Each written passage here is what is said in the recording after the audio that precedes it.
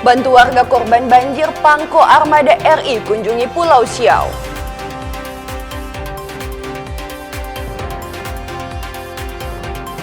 Pemkot Gorontalo terapkan parkir berlangganan selama 1 tahun.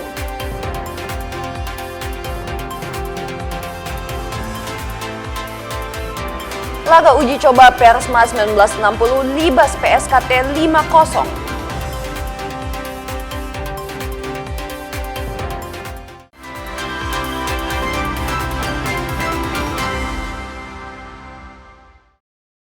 Selamat pagi saudara, apa kabar Anda hari ini? Kita jumpa dalam program Kompas Pagi. Selain 3 berita utama tadi, Anda juga bisa menikmati sejumlah informasi menarik lainnya yang dihimpun tim redaksi Kompas TV. Bersama saya Anastasia Memoh, inilah Kompas Pagi selengkapnya. Hanya di Kompas TV, independen, terpercaya.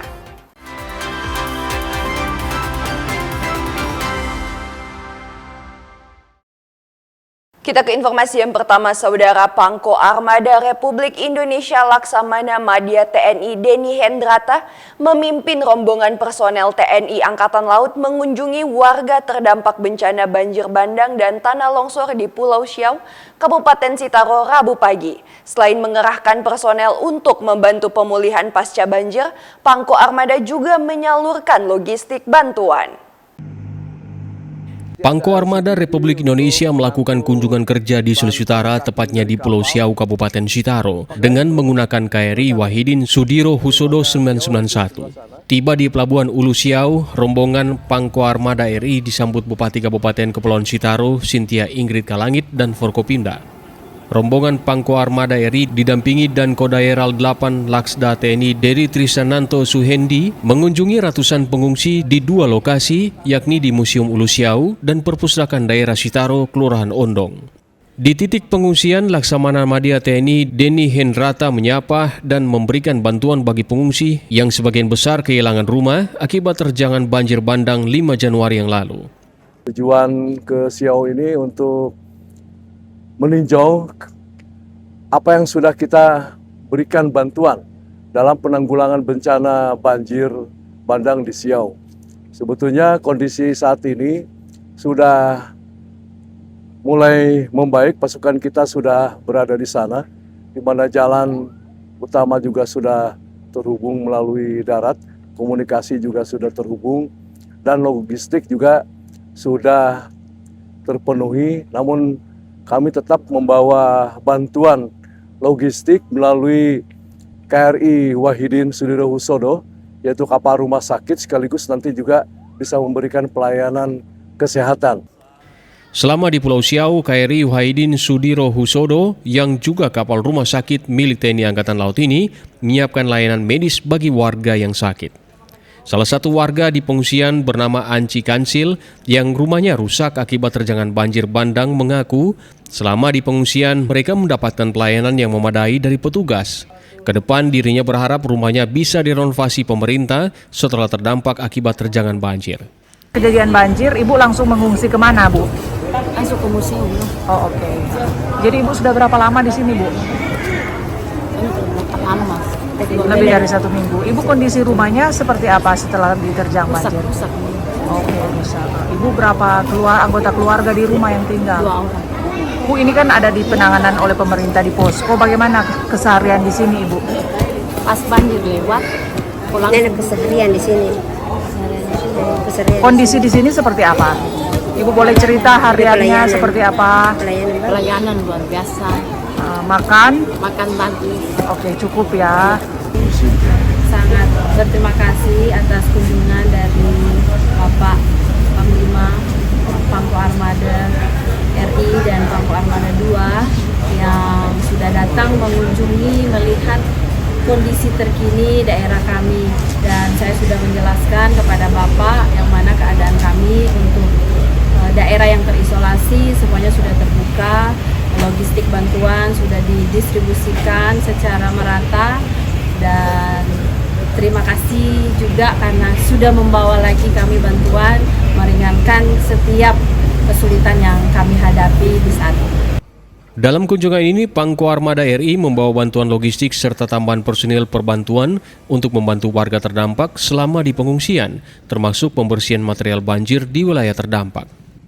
Pasca bencana banjir dan tanah longsor, Pemkab Sitaro menetapkan status tanggap darurat bencana terhitung 5-18 Januari 2025. Data per Rabu siang, hari ke-10 pasca bencana, jumlah pengungsi yang berada di titik-titik pengungsian di Pulau Siau sebanyak 492 jiwa. Yana Mekesingal, Kompas TV Sitaro, Sulawesi Utara. Saudara, distribusi bantuan kemanusiaan bagi warga terdampak terus dilakukan sejumlah pihak. Salah satunya dari pengurus daerah Persit Kartika Chandra Kirana, Kodam 13 Merdeka yang turut mengirimkan bantuan kemanusiaan bagi warga di Pulau Siau. Personil Kodam 13 Merdeka melakukan pendistribusian lanjutan bantuan kemanusiaan yang dikirim Persit Kartika Chandra Kirana, KSCK, pengurus daerah 13 Merdeka, bagi warga terdampak banjir bandang dan tanah longsor di Pulau Siau, Kabupaten Sitaro. Distribusi bantuan dipantau Komandan Kodim 1301 Sangihe, Letkol CZI Nasarudin, dan diserahkan kepada Bupati Kepulauan Siau, Tagulandang Biaro, Sintia Ingrid Kalangit. Bantuan kemanusiaan ini diharapkan bisa membantu meringankan beban para korban terdampak banjir bandang dan tanah longsor, sekaligus bisa menghadirkan semangat untuk bangkit kembali pasca bencana alam menerjang. Bantuan akan disalurkan secara langsung bagi korban terdampak di sejumlah titik seperti di Kelurahan Bahu, Kampung Teling, Kampung Batu Senggo, Kampung Bumbiha, serta Kampung Lakhaeng. Yana Mekesingal, Kompas TV Sitaro, Sulawesi Utara.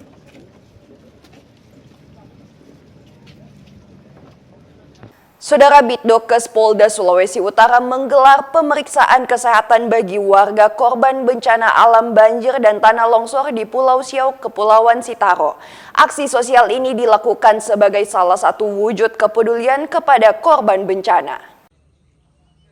Tim Kesehatan Bitdokes Polda Sulawesi Utara dan Seksi Dokes Polres Kepulauan Sitaro melaksanakan patroli kesehatan di tempat pengungsian warga yang terdampak bencana, tepatnya di Museum Kabupaten Kepulauan Sitaro. Petugas melakukan pemeriksaan terhadap masyarakat yang mengalami luka akibat bencana alam. Selain warga, tim kesehatan juga melakukan pemeriksaan terhadap anggota Polri.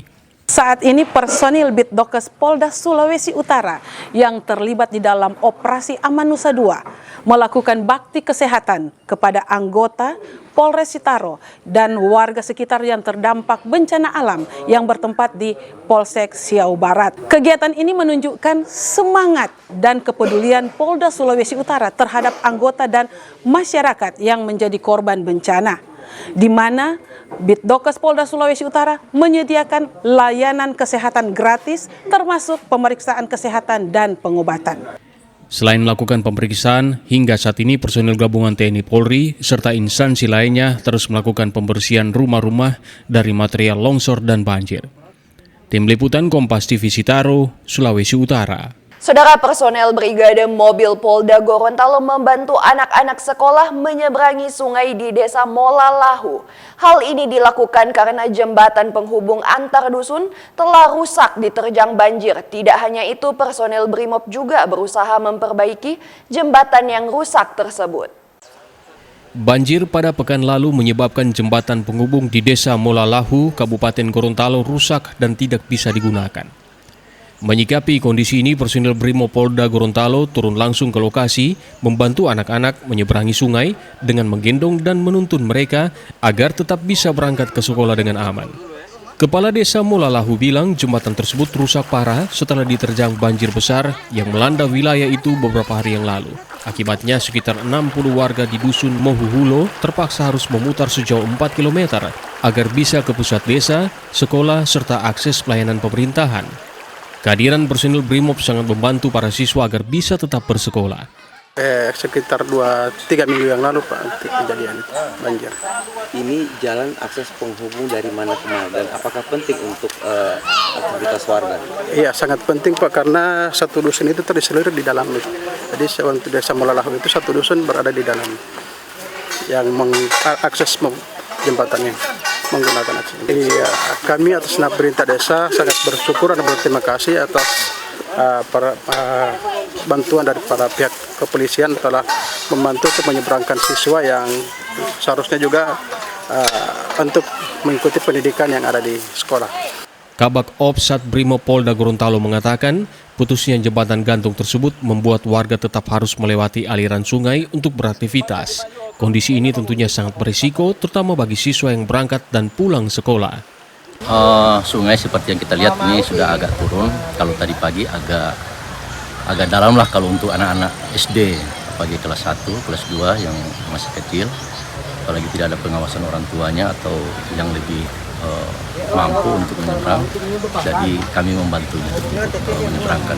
Kita antisipasi karena 1 minggu ini sudah ada beberapa laporan yang hanyut, ada yang petani, terakhir juga dua hari yang lalu ya di Pulau Bala ini di jembatan sebelah hanyut. Jadi kami sebagai tim SAR juga dari Satbrimob, jadi kami sebagai antisipasi lah, jangan ada lagi kejadian seperti itu yang cuma karena tidak ada yang membantu untuk menyeberangkan anak-anak kita. Kehadiran personil Brimob ini diharapkan menjadi bentuk kepedulian dan respon cepat Polri dalam membantu masyarakat yang terdampak bencana.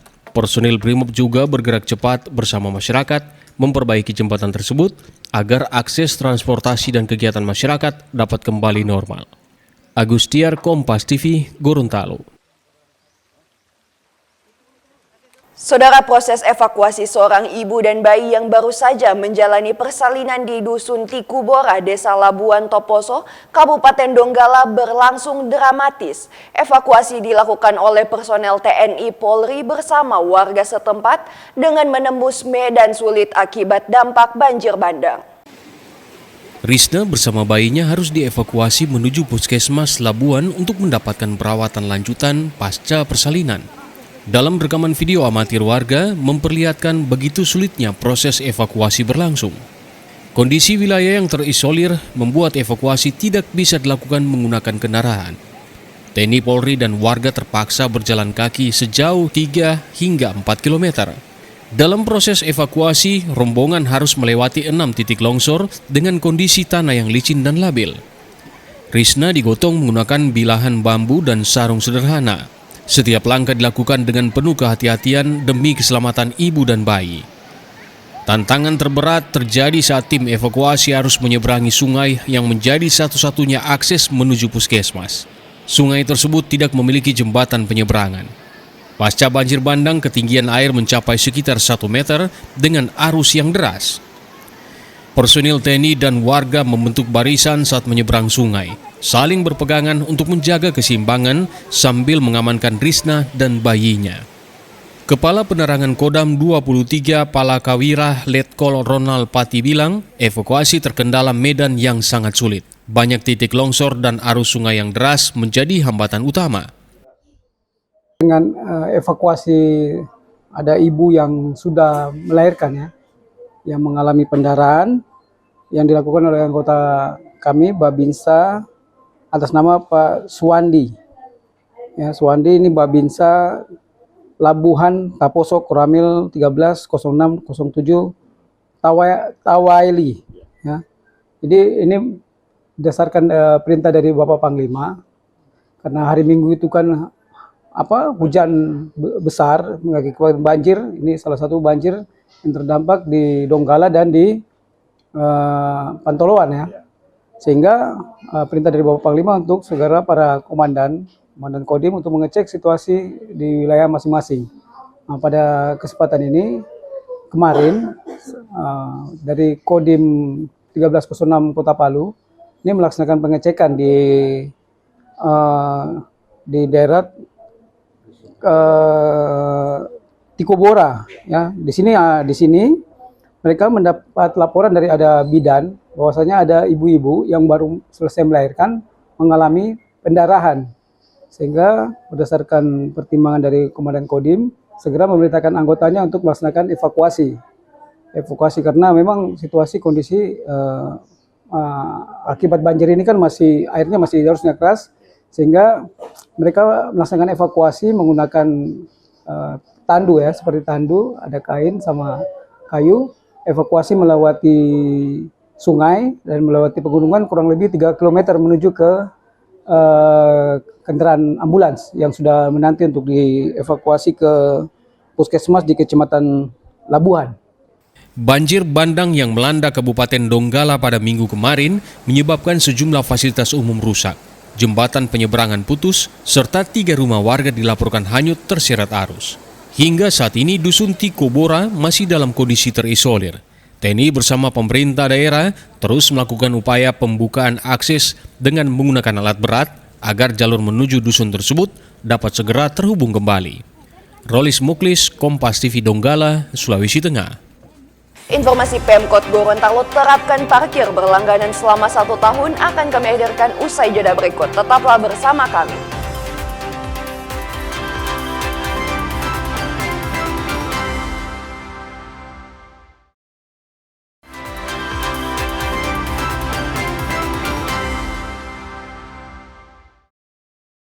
Terima kasih Anda masih bersama kami di Kompas Pagi. Saudara, pemerintah Kota Gorontalo mulai memberlakukan program parkir berlangganan. Kebijakan ini diterapkan untuk langganan parkir hingga 1 tahun di sejumlah ruas jalan Kota Gorontalo yang telah ditentukan. Program parkir berlangganan bertujuan agar pengguna kendaraan tidak perlu lagi membayar parkir setiap kali berhenti, karena biaya parkir sudah dibayar sekali untuk masa berlaku selama 1 tahun.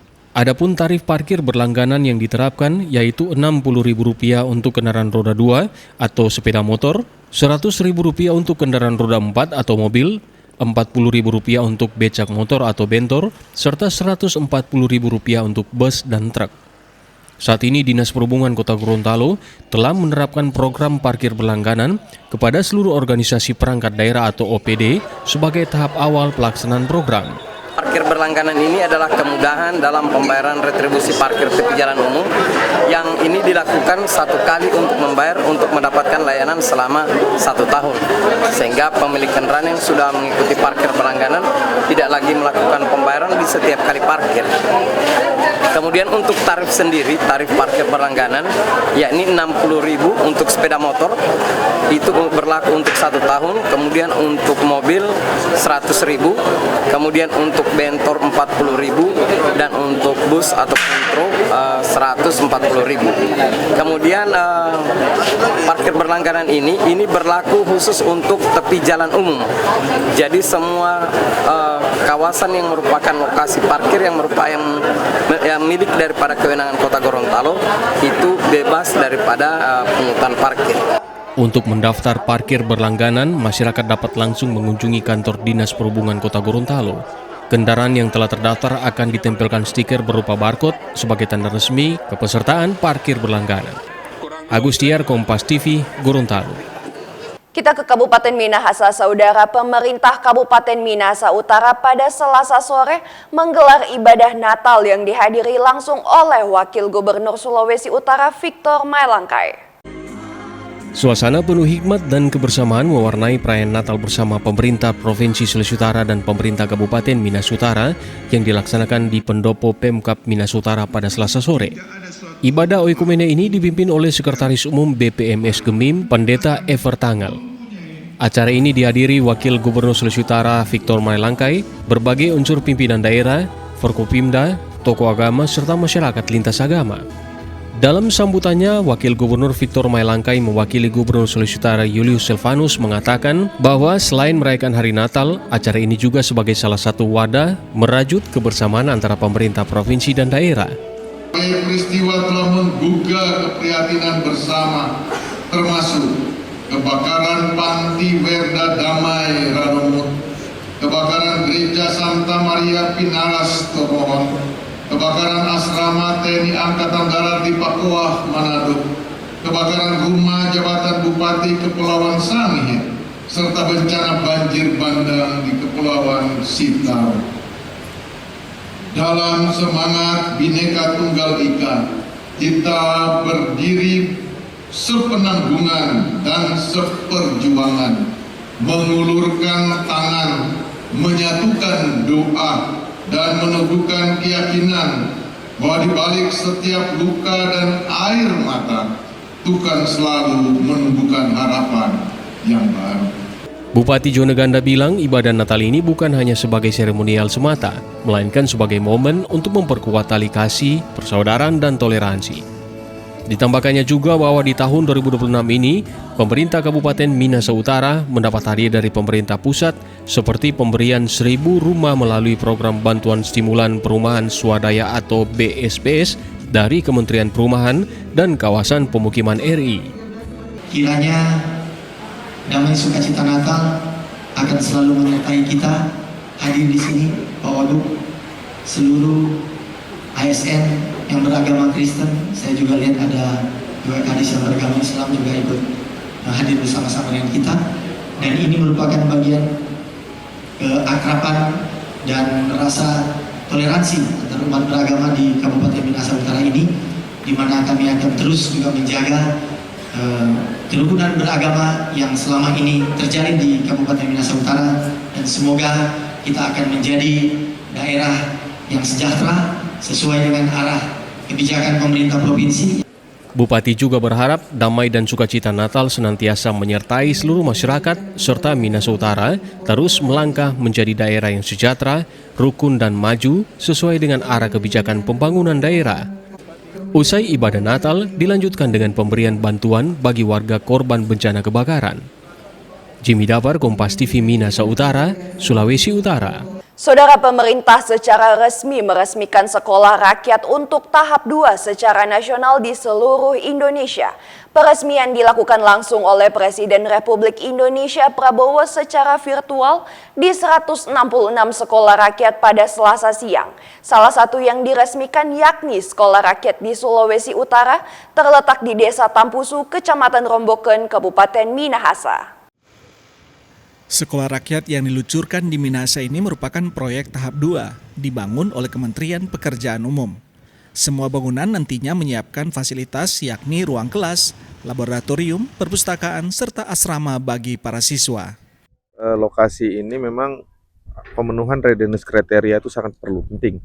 Salah satu pemenuhan readiness kriteria pengusulan ini kan memang inisiasinya kan bukan dari PU. PU ini kan kami diberikan tugas untuk membangun ya. Nah, salah satunya itu readiness kriteria yang perlu dipenuhi itu adalah sertifikat kepemilikan. Nah, sertifikat pemilikan ini harus dipunyai oleh sekolah rakyat, yang mana sekolah ini sudah lahannya Pemprov ya, yang sudah diberikan oleh Pak Gubernur untuk mendukung programnya Pak Prabowo untuk dibangun sekolah rakyat.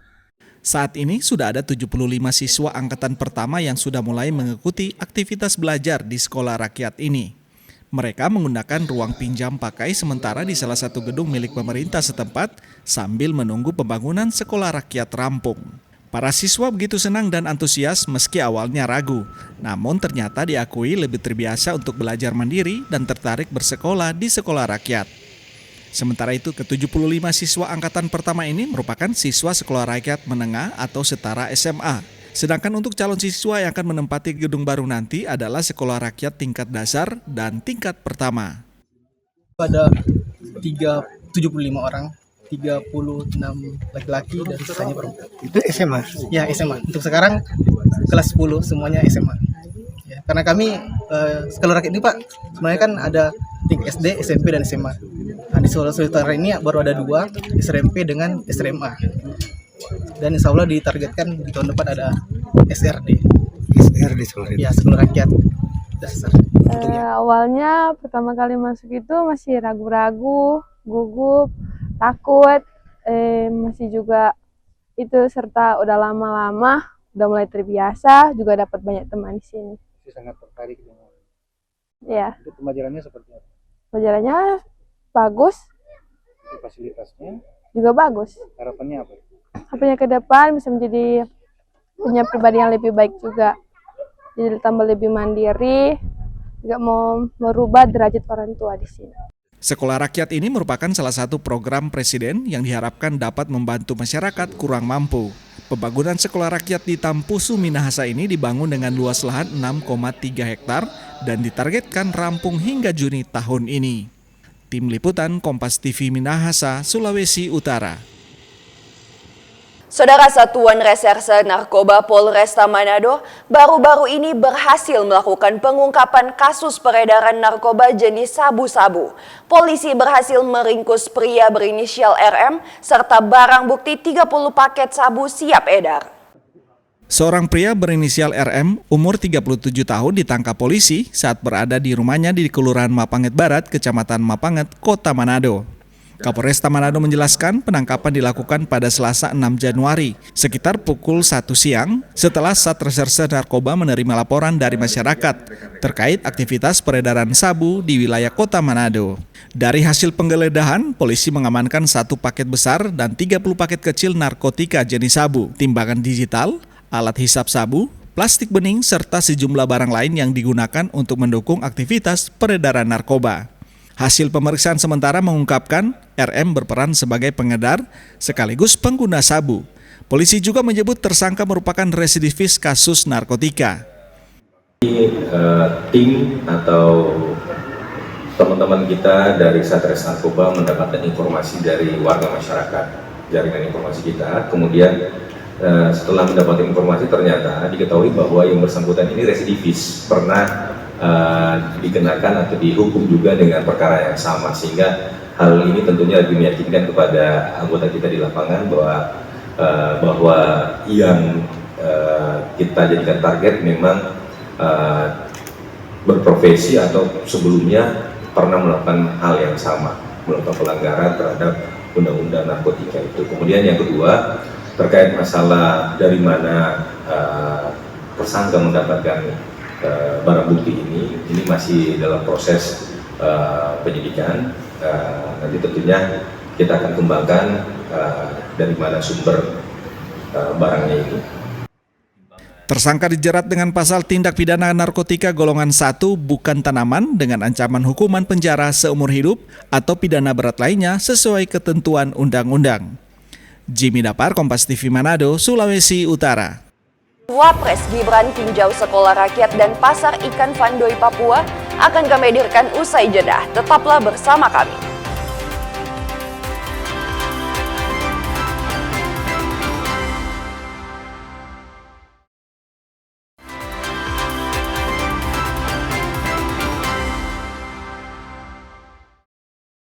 Saya Natasha Mewo masih bersama Anda di Kompas Pagi. Saudara, sebagai upaya menjaga kelestarian lingkungan hidup dan melindungi keanekaragaman hayati, Tentara Nasional Indonesia bersama rakyat melakukan penanaman ribuan bibit pohon di wilayah perbatasan RI Papua Nugini. Satuan Tugas Yonif 121 Macan Kumbang bersama pemerintah daerah dan masyarakat melaksanakan penanaman ribuan pohon di Kampung Yabanda, Distrik Yafih, Kabupaten Kerom, Papua. Kegiatan penanaman pohon ini digelar dalam rangka memperingati Hari Gerakan 1 Juta Pohon. Aksi penghijauan tersebut turut dihadiri Wakil Panglima Komando Operasi Swasembada, Brigadir Jenderal TNI Wulang Nur Yudhanto. Dalam kegiatan ini, TNI dan masyarakat menanam sebanyak 3.200 pohon. Jenis pohon yang ditanam antara lain kayu besi, pucuk merah, matoa, salam, serta pete yang dinilai memiliki ekologis dan manfaat jangka panjang bagi lingkungan. Dalam arahannya, Brigjen TNI Wulung Nur Yudanto mengatakan penanaman pohon ini merupakan bentuk nyata kepedulian TNI bersama masyarakat dalam menjaga kelestarian lingkungan hidup sekaligus melindungi keanekaragaman hayati di wilayah perbatasan. Brigjen Wulung Nur Yudanto pun mengajak seluruh masyarakat untuk menjaga dan merawat pohon-pohon yang telah ditanam agar dapat tumbuh dengan baik dan menjadi simbol pelestarian alam di wilayah perbatasan RI Papua Nugini. Jadi kegiatan ini merupakan wujud nyata kepedulian kita bersama terhadap kelestarian lingkungan hidup, khususnya tanah Papua. Papua memiliki kekayaan alam yang luar biasa, hutan yang luas, serta keanekaragaman hayati yang harus kita jaga. Kita jaga bersama, bapak-bapak, ibu-ibu bertanggung jawab juga untuk membangunnya. Kemudian penanaman pohon bukan hanya sekadar menanam bibit ke dalam tanah, tapi investasi jangka panjang bagi kehidupan.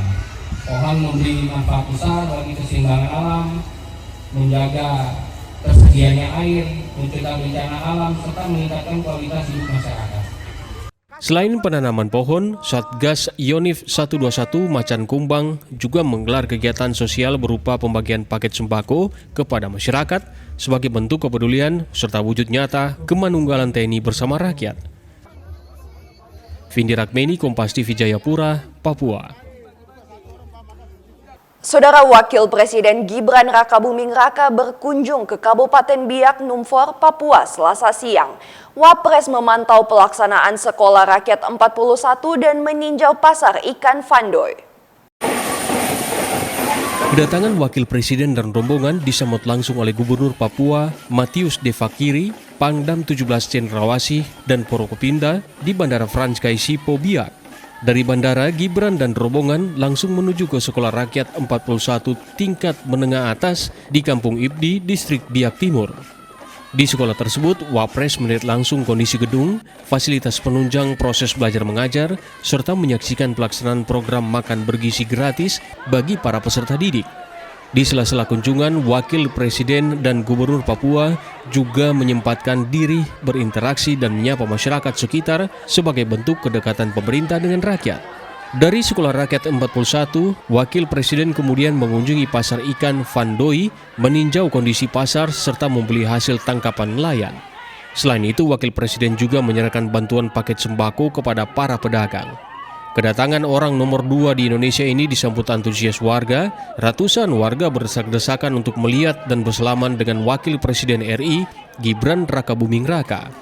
Usai rangkaian kegiatan di Kabupaten Biak Numfor, Wakil Presiden RI beserta rombongan bertolak kembali dari Bandara Frans Kaisipo menuju Jayawijaya, Provinsi Papua Pegunungan, menggunakan pesawat TNI Angkatan Udara. Rencananya Wakil Presiden akan berkunjung ke Kabupaten Yahukimo, Papua Pegunungan. Vindi Rakmeni, Kompas TV, Jayapura, Papua. Kita ke Sulawesi Tenggara, saudara. Kapal nelayan terbalik di perairan Tobaku, Kabupaten Kolaka Utara pada Selasa petang. Beruntung 2 nelayan selamat setelah tim patroli perairan Polres Kolaka Utara melakukan evakuasi. Beginilah detik-detik evakuasi 2 nelayan bernama Sultan dan Nawa saat diselamatkan oleh tim patroli perairan Polres Kolaka Utara di perairan Tobaku, tepatnya di wilayah desa Lanipa-Nipa, Kolaka Utara. 2 nelayan ini tenggelam sekitar jam 6 sore pada Selasa 13 Januari 2026 dan dievakuasi sekitar jam 7 malam. Usai tim patroli Polres Kolaka Utara melakukan pencarian pasca mendapatkan informasi tenggelamnya kapal nelayan tersebut. Saat ditemukan, kapal nelayan dalam keadaan terbalik dan 2 nelayan berupaya bertahan dengan berenang dan berpegangan di kapal kurang lebih 1 jam lamanya. Jadi arus kan berlawanan dengan angin. Jadi pas berhadapan menghadap ke darat, anginnya kan dari utara, dari selatan di sini. Pas kena tenda langsung terbalik. Jadi langsung terbalik kapal? Langsung terbalik, pokoknya dibawa. Jadi sekitar berapa, ada 1 jam Pak kita berenang atau gimana? Kurang lebih 1 jam. Datang bantuan dari Polres? Bantuan dari Polres. Kedua nelayan kemudian dievakuasi ke kapal patroli Polres Kolaka Utara dan dibawa ke dermaga Rumah Biru Lacaria. Kapal nelayan juga dievakuasi dengan ditarik menggunakan kapal patroli. Kapal nelayan itu sebelumnya dihantam badai dan ombak besar sehingga tenggelam.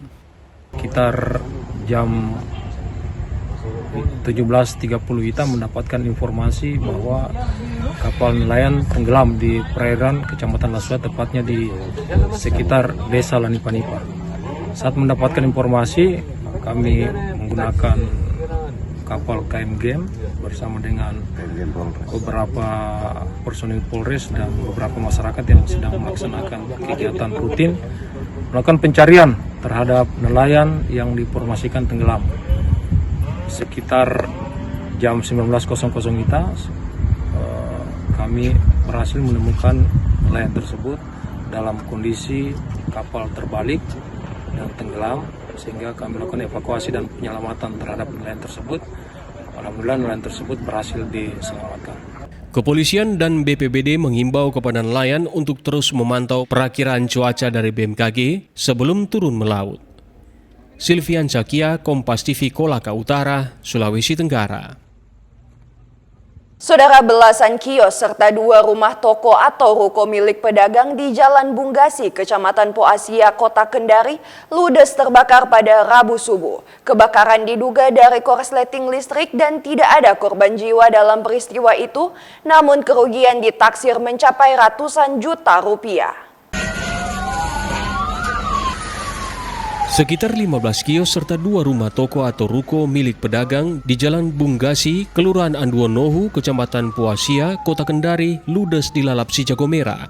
Musibah kebakaran itu terjadi usai sholat subuh sekitar jam 5. Banyaknya material yang mudah terbakar membuat api cepat merambat ke kios dan ruko milik pedagang. 7 unit mobil pemadam kebakaran Kota Kendari serta 2 unit mobil water cannon milik Satuan Brimob Polda Sulawesi Tenggara diterjunkan untuk memadamkan api. Setelah 2 jam, api baru bisa dipadamkan oleh petugas. Menurut salah seorang pedagang yang juga menjadi korban, dirinya mendengar suara seperti ledakan di kios di sebelahnya. Setelah dilihat, api sudah membesar dan menjalar ke kios pedagang lainnya. Ya, itu pertama saya dengar, cuman kayak suara orang menggoreng tuh.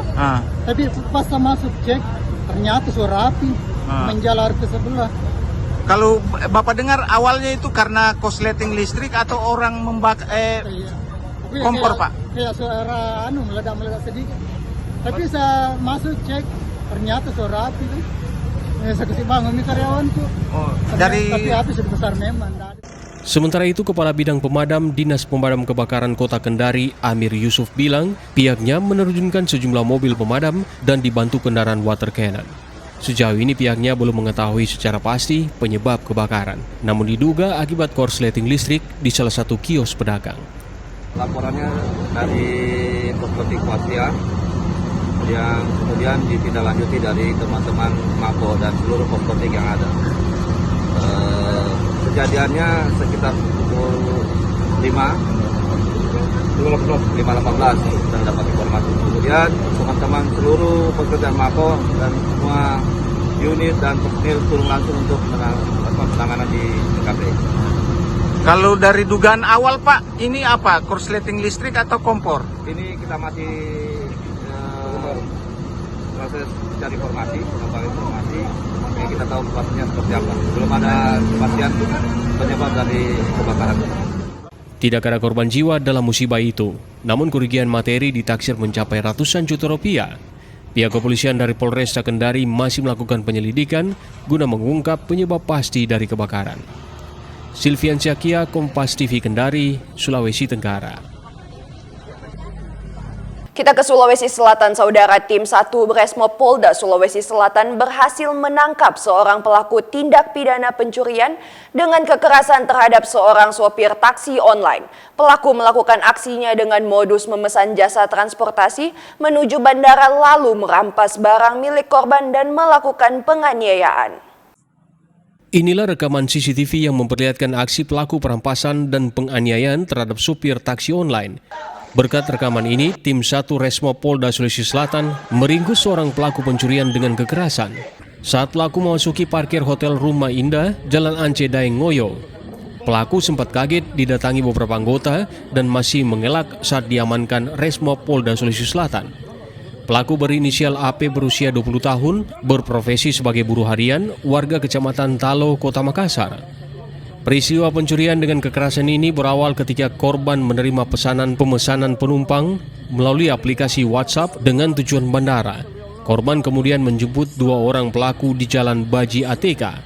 Saat berada di dalam mobil taksi, para pelaku secara tiba-tiba merampas telepon genggam milik korban, lalu melakukan pemukulan terhadap supir taksi tersebut.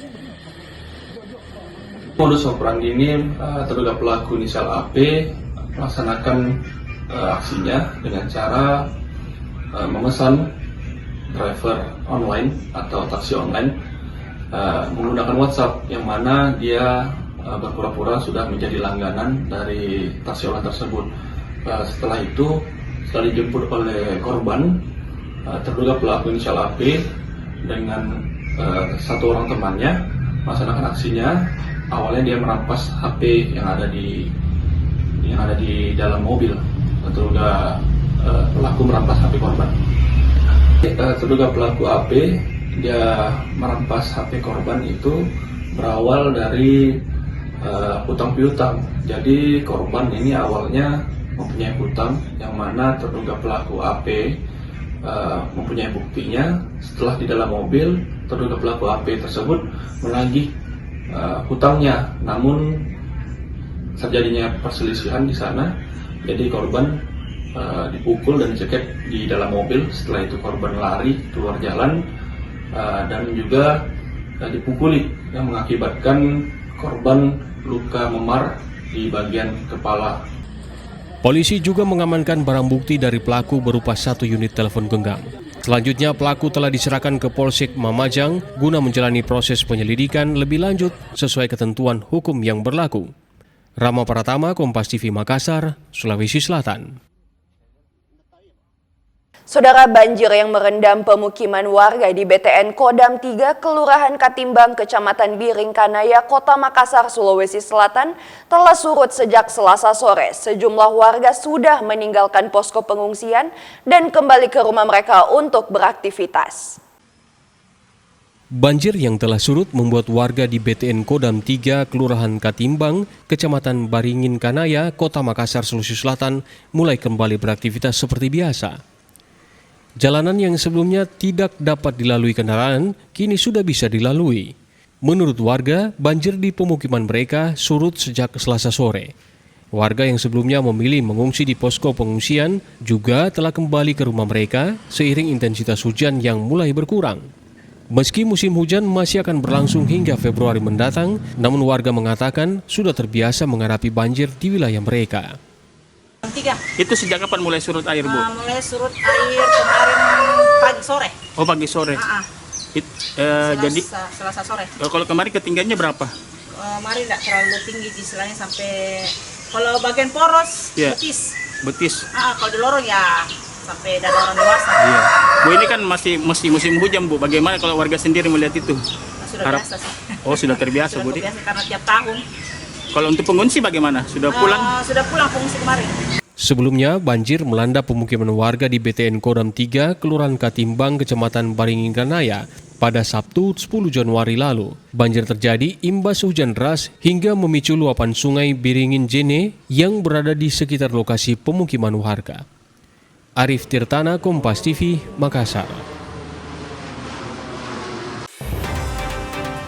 Laga uji coba Persma 1960 Libas PSKT 5-0, tetaplah di Kompas Pagi.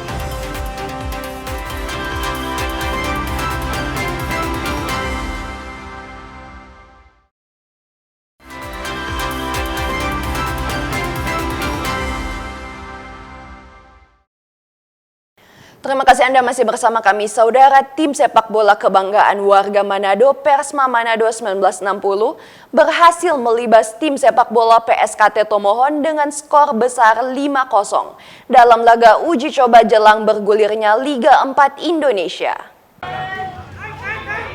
Menjelang bergulirnya Liga 4 Indonesia, tim sepak bola Kota Manado Persma 1960 makin mematangkan persiapan tim dengan menggelar sejumlah laga uji coba melawan tim-tim kuat di Sulawesi Utara, salah satunya dengan melawan tim sepak bola Kota Tomohon PSKT. Laga yang digelar di lapangan Rindam Tomohon pada Rabu sore ini berjalan cukup intens. Di babak-babak awal, terlihat tim PSKT Tomohon memulai permainan dengan menyerang dan mampu menekan pertahanan Persma dan sempat menciptakan sejumlah peluang. Namun tim Persma mampu mengembalikan keadaan dan menguasai seluruh pertandingan babak pertama dan mencetak 3 gol. Pemain senior Persma yang baru bergabung, Ferdinand Sinaga, mampu mencetak 2 dari 3 gol babak pertama. Memasuki babak kedua, Persma 1960 tampil kuat dan menguasai seluruh pertandingan dan mencetak 2 gol tambahan. Pertandingan pun berakhir dengan skor akhir 5-0 untuk kemenangan Persma 1960. Apa Bang? Tidak apa-apa, orang punya persepsi masing-masing. Kalau mereka tidak percaya, tidak apa-apa. Saya hanya diberi kesempatan, saya membantu tim ini. Target kita dengan target pemain, dengan target pelatih dan manajemen semua sama. Jadi kita satu komando lah istilahnya. Siap. Sesuai dengan pemain kita satu komando. Siap Bang. Kita jalani. Masih banyak, kita udah sampai ke depan gawang masih sia-siain peluang. Ya. Nah, di depan banyak sekali peluang tapi kita masih sia-siakan. Untuk di kompetisi kan kita nggak bisa seperti itu. Kecil apapun peluangnya harus kita manfaatkan. Jadi masih banyak kekurangan. Yang penting pemain jangan puas. Kita perbaiki terus. Jadi kita di kompetisi kita sudah siap 100%. Meski mampu meraih kemenangan besar dalam laga uji coba kali ini, namun tim Persma dianggap belum maksimal dan masih butuh perbaikan dari sisi penyelesaian akhir dan kontrol lapangan tengah. Edward Siwi, Kompas TV Tomohon, Sulawesi Utara. Saudara pebalap KTM Red Bull Factory Racing Luciano Benavides memenangkan etape ke-7 Rally Dakar 2026. Di kategori motor, pebalap KTM asal Argentina Luciano Benavides melesat di atas trek padang gurun. Benavides memastikan kemenangan etape 7 dengan selisih 4 menit 57 detik. Ia berada di posisi ketiga klasemen sementara. Sementara Ricky Barbek, pebalap Monster Energy Honda HRC, finish di urutan 10 di etape ke-7. Meskipun gagal meraih podium di etape ke-7, Ricky tetap menghuni tangga kedua klasemen sementara. Untuk kategori mobil, klasemen sementara masih jadi milik pebalap tim Dacia Sun Riders, Nasser Al-Attiyah. Sayang, sang juara Dakar 5 kali ini hanya finish di urutan ke-11 di etape ke-7 Dakar 2026. Informasi lain, saudara, berawal saat badai COVID menerpa dunia 2019 lalu, seorang pelaku usaha mikro kecil menengah bernama Reymaya Veronica mulai mengembangkan pembuatan keripik pisang goroho. 5 tahun berselang, keripik pisang gorohonya tak hanya laku di pasar domestik, namun juga dilirik pelanggan dari luar Indonesia. Pisang goroho adalah jenis pisang yang khas di Sulawesi Utara, termasuk di wilayah Kota Manado. Reymaya, seorang pelaku UMKM di Kota Manado, mencoba membuat keripik pisang goroho dengan meracik resep khusus agar menarik minat konsumen. Produk pangan yang dihasilkannya diberi nama brand Mom Miyuki. Sejak 2019 lalu, Reymaya Veronica mengembangkan keripik pisang goroho dengan varian susu dan keju. Setelah melewati serangkaian uji coba untuk menemukan formula yang tepat, kini keripik pisang goroho yang dijualnya sudah memiliki 6 varian rasa, yakni susu keju, sambal roa, original, gula merah, balado, dan coklat. Dari 6 rasa ini, varian susu keju yang paling diminati konsumen. Pemesanan keripik pisang goroho ini bisa melalui datang langsung ke tempat produksi yang berlokasi di Kelurahan Sario Tumpaan, Kota Manado, namun bisa juga dipesan secara online. Produk Mom Miyuki ini pun bisa ditemui di beberapa supermarket di Kota Manado. Untuk produk Mom Miyuki itu yaitu keripik pisang goroho rasa susu keju itu kami produksi di saat COVID. Jadi COVID bukanlah suatu bencana, tapi COVID merupakan berkat bagi produk kami sehingga produk Gocis itu boleh go internasional. Kami sudah melayani bukan cuma di wilayah Manado, bahkan kami sudah keluar Manado, berada di Pulau Jawa, Sumatera, Papua, bahkan di luar Indonesia, yaitu di Sabah, kami ada di kota Kinabalu, bahkan ada di Kuala Lumpur, juga Singapura, kemudian ada di Brunei dan di Cina. Maya mengaku sebagai pelaku UMKM, inovasi dan konsistensi dalam mempertahankan kualitas produk adalah salah satu kunci usahanya bisa bertahan hingga saat ini. Setelah bertahun-tahun memproduksi keripik pisang, kini produk Mom Miyuki telah memiliki konsumen tersendiri. Pelanggannya datang dari Pulau Jawa, Sumatera hingga Papua. Sementara untuk penjualan di luar Indonesia, diantaranya Malaysia, Singapura, Cina, hingga Brunei Darussalam. Harga penjualan saat beli langsung di lokasi produksi adalah Rp20.000 per kemasan. Yanemi Kesingal, Kompas TV Manado, Sulawesi Utara. Informasi ringan dari Gorontalo, saudara, melestarikan warisan budaya. Seorang warga di Gorontalo menjadi pengrajin upia karanji atau peci khas Gorontalo. Upia karanji dipasarkan ke seluruh wilayah Indonesia melalui media sosial. Upia karanji adalah peci khas Gorontalo yang merupakan warisan budaya turun-temurun. Upia karanji ini terbuat dari akar mintu. Roland, seorang warga di kota Gorontalo, menjadi pengrajin upia karanji sejak kecil. Bahan baku utama pembuatan upia karanji adalah akar mintu atau sejenis rotan kecil yang hanya bisa ditemukan di pedalaman hutan Gorontalo. Prosesnya tergolong panjang dan melelahkan. Dimulai dari pengambilan akar mintu di hutan, pembersihan dari kulit luar, hingga teknik anyaman manual yang memakan waktu berhari-hari. Pembuatan atau menganyam upia karanji dibutuhkan kesabaran dan keuletan. Lantaran satu persatu akar mintu dirajut hingga menjadi sebuah kopiah yang menarik. Roland mengaku untuk bisa membuat satu upia karanji membutuhkan hingga 4 hari, tergantung kualitas dan pola yang dipesan oleh konsumen. Roland bilang, belajar menganyam upia karanji sejak umur 10 tahun yang diajarkan oleh orang tuanya. Upia karanji milik Roland saat ini hanya dipasarkan melalui media sosial dan telah beredar di seluruh Indonesia. Dia tingkat kesulitan tergantung kualitas. Misalkan tingkat kepadatan maksudnya macam yang ada yang cuma kualitas standar, ada yang kualitas semi premium, ada yang premium, ada juga yang super premium. Kalau yang paling sulit mungkin yang super premium. Yang biasanya itu yang ada logo-logo itu, ada gambar-gambar biasanya. Kalau pasaran sudah sampai luar daerah. Dia sudah seluruh Indonesia, seluruh pulau. Kalau pasarannya orang lewat Facebook, Instagram, dengan TikTok. Tapi yang paling aktif itu dia di Facebook.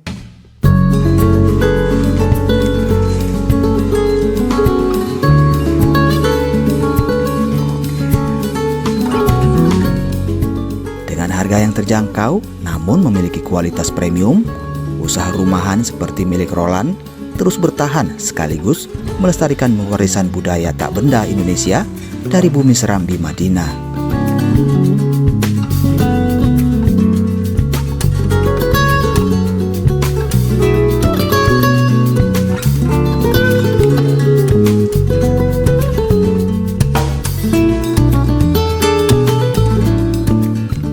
Safrudin, Kompas TV, Gorontalo.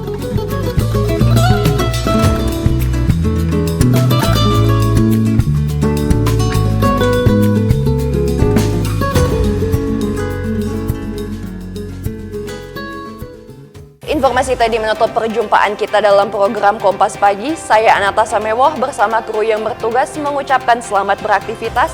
Tetap saksikan rangkaian program berita di Kompas TV, independen, terpercaya.